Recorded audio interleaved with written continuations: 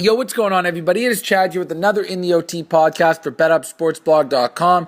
Today we're talking Major League Baseball as the trade has gone down. It is official. The Boston Red Sox have moved $275 million worth of long-term contracts to the LA Dodgers.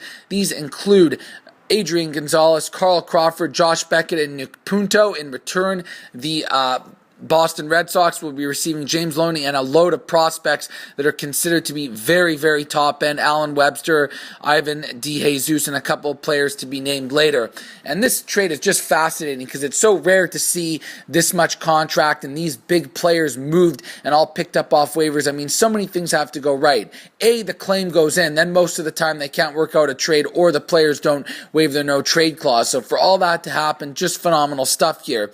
And it really is interesting to look back 1 year ago when this LA Dodgers team was an absolute financial shambles with Frank McCourt. They were on the verge of bankruptcy. They could barely meet weekly payroll, and now they're taking on this much contract. Man alive, is it fantastic to see the landscape of Major League Baseball change like this and have a historic franchise like the Dodgers get involved here with another historic franchise in the Boston Red Sox. And I think this trade here is definitely going to be benefiting Boston more so than LA. And the reason for that is Boston has absolutely no risk here, whereas LA could have this completely blow up in their face. And this is coming from a Dodgers fan who is still happy this trade went down, because obviously their chances of winning now, getting into the playoffs and winning a World Series are far greater than they were prior to this trade happening. But you don't know what's going to happen here long term. Carl Crawford has been extremely banged up the last 2 years since he was signed from Tampa Bay. Josh Beckett, you don't know what you're getting with the blisters on the hand, the finger problems. He's getting older. All the allegations of what went on in that clubhouse last year with the fried chicken and the beer. Is his head in the right spot? The only real guarantee they got here is Adrian Gonzalez, who is an absolute stud, an MVP candidate on a yearly basis, and he will definitely make that offensive lineup better this year. And when you look at the Dodgers' number one problem for most of the year, it's been offense. They've been ranked 26th in the league for producing runs, and a lot of that had to do with Kemp's long-term injury at the start of the year. But you factor in that they already got Hanley Ramirez and Shane Victorino earlier. Boy, is this offensive lineup really filling out quite nicely, because in the heart of the order now you can rely on some power with Kemp, Adrian Gonzalez, Ethier, and Hanley Ramirez, and then a bit of a table setter in Shane Victorino. So I think their offense is going to be just as good as anybody heading into the playoffs in the National League. Crawford won't be part of the team this year as he's undergone Tommy John surgery, but they probably figure to move out Victorino next year, Ethier, and he can come in long term. And if he can get back on track to what he was doing with Tampa Bay, stealing 65, 70 bases, hitting 300, 15, 20 home runs, 80, 85 RBIs, 100 plus runs, then he could be worth that $20 million. But we all know at the end of the day, for the Boston Red Sox, they probably did not want to part ways with Adrian Gonzalez because he won't be an easily replaceable bat. But it was worth it to them to get rid of those two other contracts that were unknowns, with Beckett and Crawford completely underachieving this year, and to give him up and free up all that salary cap space because it clearly wasn't working with them.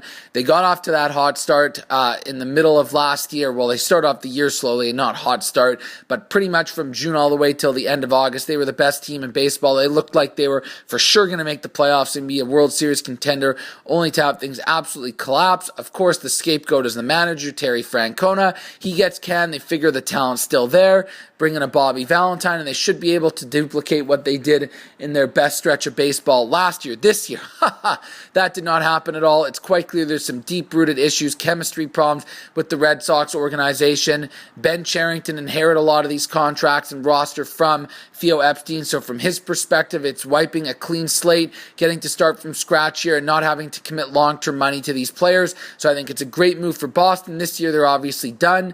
When you look at the way the Yankees are always in the mix there, the other competitive teams in that division, Boston ain't even close right now, so they might as well get some young prospects in there and get rid of those contracts, because they still do have some nice pieces. They definitely have Ellsbury, who's young. Pedroia can still produce. Will Middlebrooks is coming up. You see Ortiz can still bang out a couple home runs here and there. produce that power in the middle of the lineup they need. Buchholz and Lester, I wouldn't quite give up on them yet. They're still young and they've got a lot to offer. So it's not like they don't have some key pieces already in place. And I'm not expecting them to be any good next year even. Maybe it'll take a couple of years, but sometimes it requires taking a few steps back to get better in the long run instead of spinning your wheels in mediocrity, which is what the direction the Boston Red Sox were seemingly going down with the current crop of players they had, because the chemistry wasn't right and there was just too much talent that they'd ever be an atrocious team, and they'd always find a way to stay around 500 regardless of how bad they were playing. So that's pretty much the way I see it with Boston. With LA, we already talked about them from an offensive standpoint. Huge additions. Yes, there's risk long-term with Crawford. Adrian Gonzalez, he knows that division very well, having played in San Diego for so long, so he knows those ballparks. That's a huge benefit to him. He's a veteran player. I think he'll fit in absolutely perfect there. Now, from a pitching perspective, Josh Beckett could be the key to this deal because you really don't know what you're going to get with him. Is it the injuries? Is it the blisters? Is it the psychological issues? Or are we going to see him last year when his ERA was in the low threes? Or see what he's done in the playoffs for the Red Sox the year they've won the World Series? He was absolutely phenomenal. He could be maybe even a bit of a mentor to Clayton Kershaw, as crazy as that sounds.